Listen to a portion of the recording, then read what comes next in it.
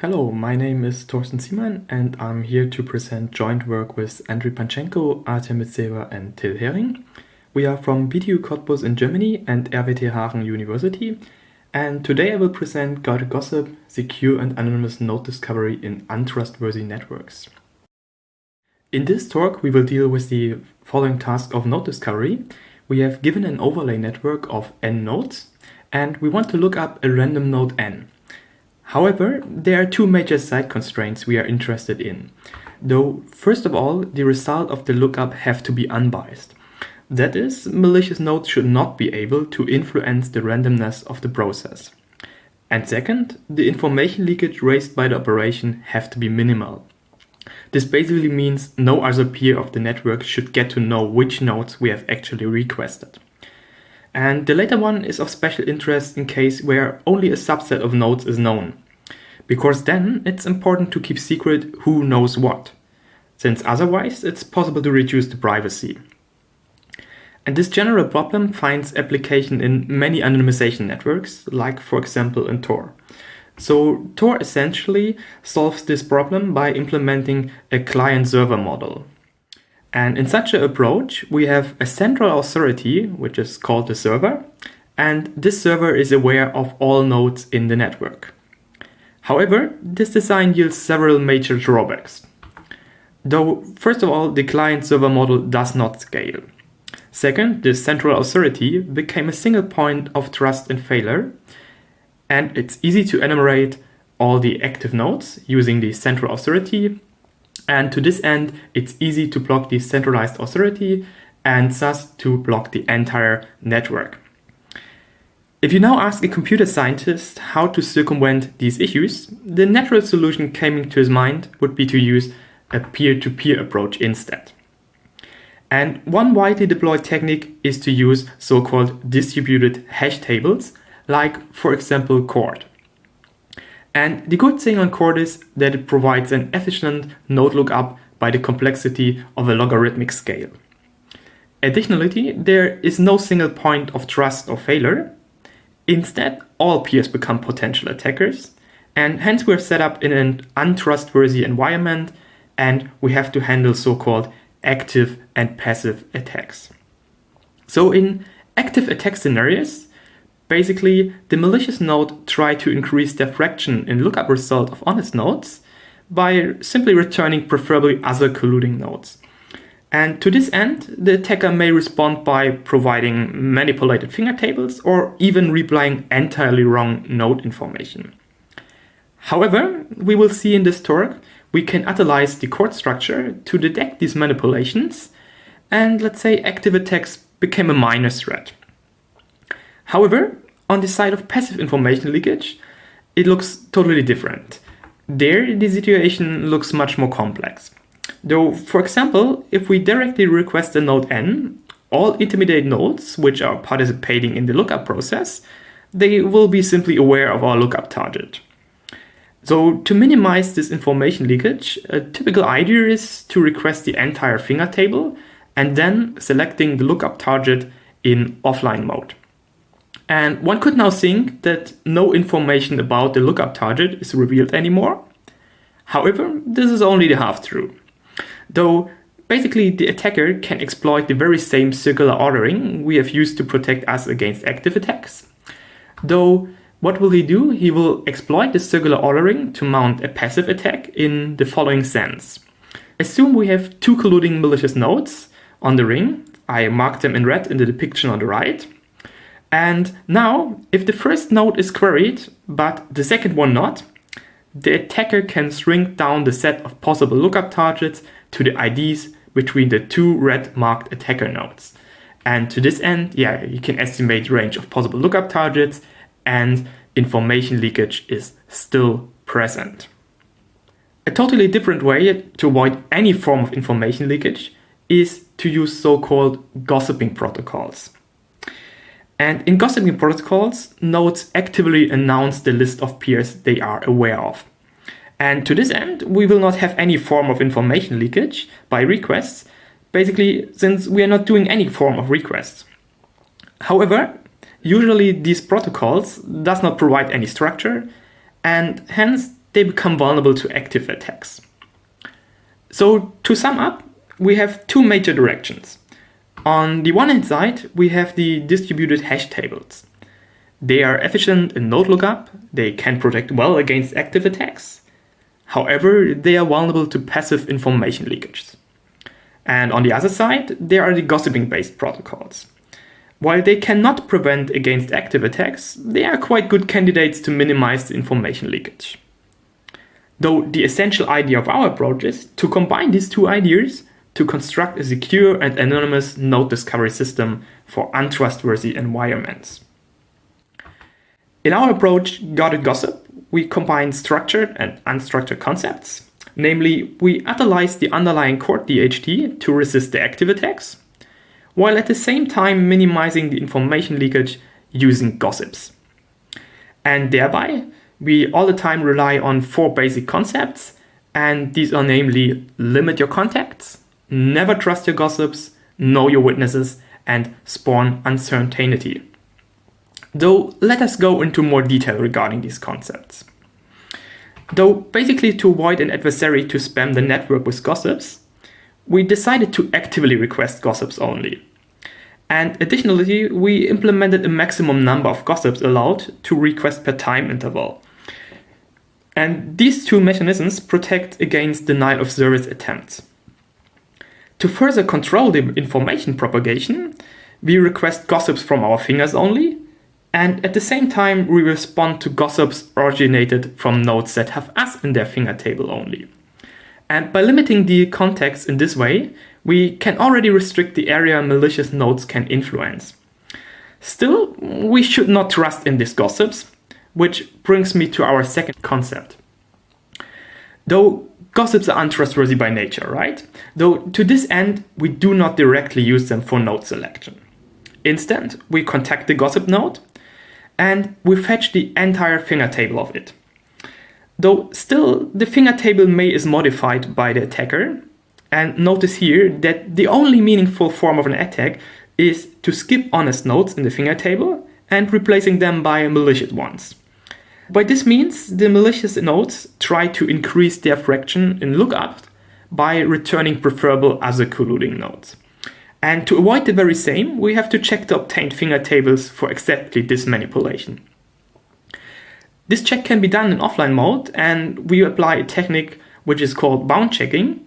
And during this bound checking, we calculate the node density of the received finger table, and we compare it with the density of our own finger table. And if they differ too much, so say a certain threshold is exceeded, manipulation may happen, and we probably want to discard the finger table because it was a malicious node providing us this finger table.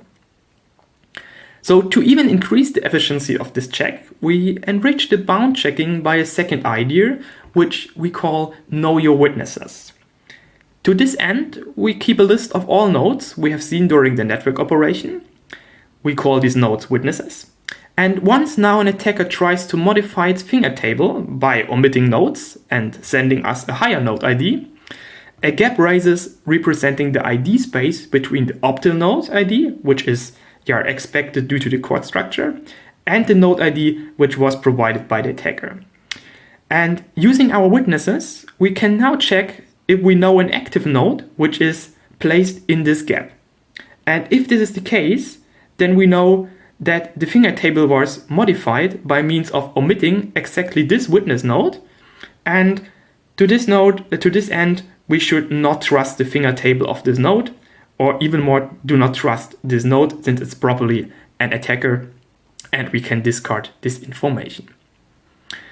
Though, let us finally summarize the exact protocol steps. So essentially, every node keeps track of three information: a list of nodes received by gossiping, a list of witnesses required by the previous mentioned checks, and finally, the list of the verified nodes. We call it guarded nodes. And from the later one, we can sample our random node requested by the discovery task. Now, in each iteration, we randomly select one node from the gossip nodes list.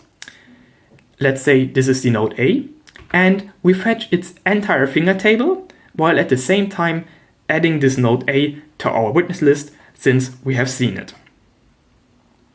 Then, in the second step, we apply bound checking and witness list checking to the obtained finger table of A. And if only one of these checks fails, we discard the entire finger table. And otherwise, we randomly select nodes from the finger table of A and add them to our guarded nodes list.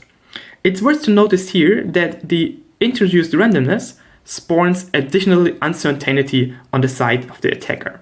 So even if the node A were malicious, and even if we were able to provide us further malicious nodes, it cannot be sure that we indeed have added these malicious information to our guarded node list, and to this end we have additional uncertainty which protects us.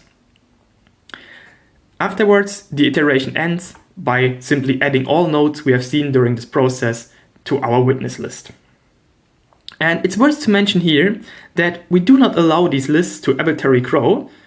Instead, each list has a maximum predefined size. And to make this constraint remain, we go two ways. Though for the gossip nodes list and for the guarded node list, we randomly delete entries until the length matches.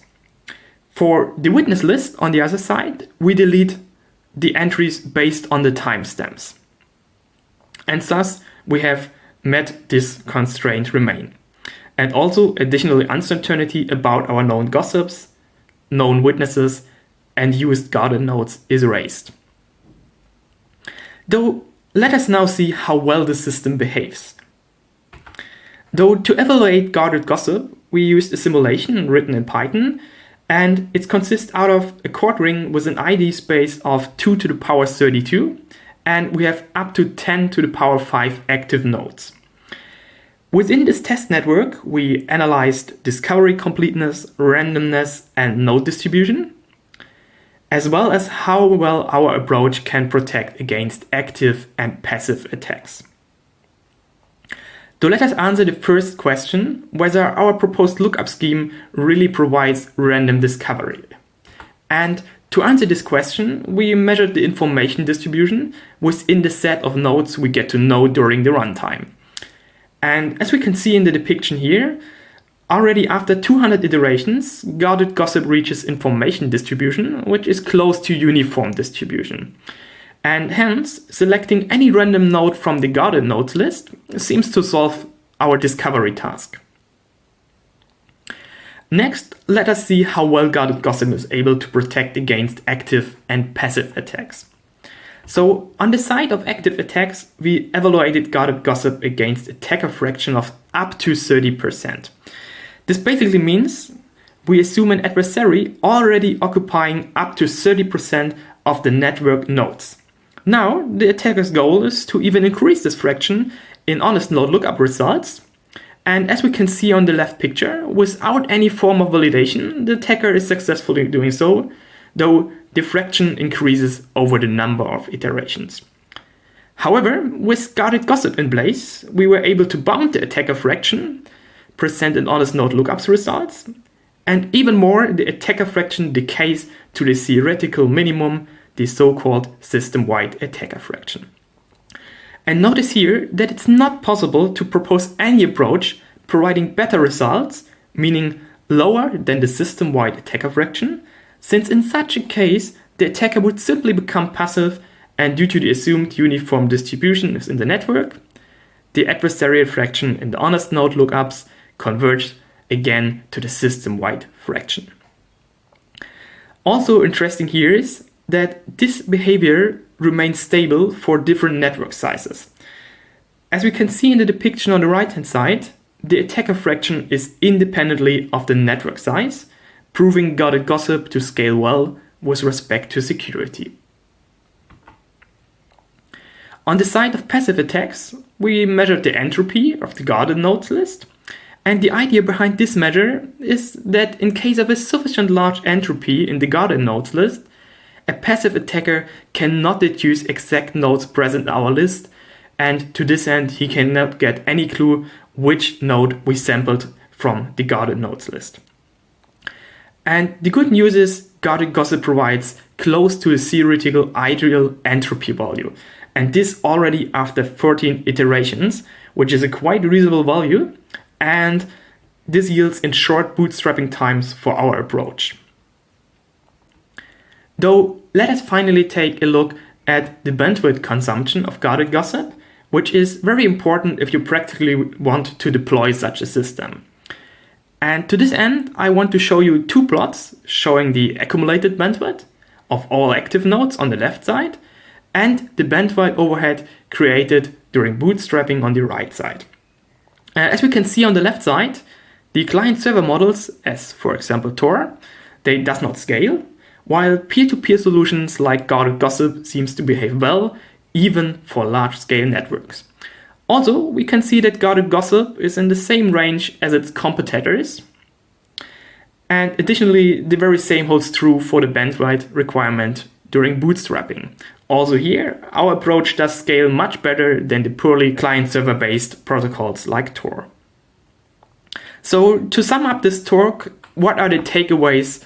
First of all, we have seen that node discovery in untrustworthy environments requires protection against active attacks and protection against passive attacks. We have seen that peer-to-peer solutions scale well, but they are prone to active attacks and information leakage.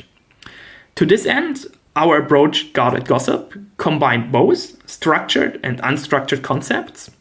Namely, we introduce the witness nodes and the bound checks to resist active attacks, while at the same time use gossiping to minimize the information leakage. And all this yields in a secure and anonymous node discovery system, while at the same time our system scales gracefully, providing an adequate overhead. Thank you very much.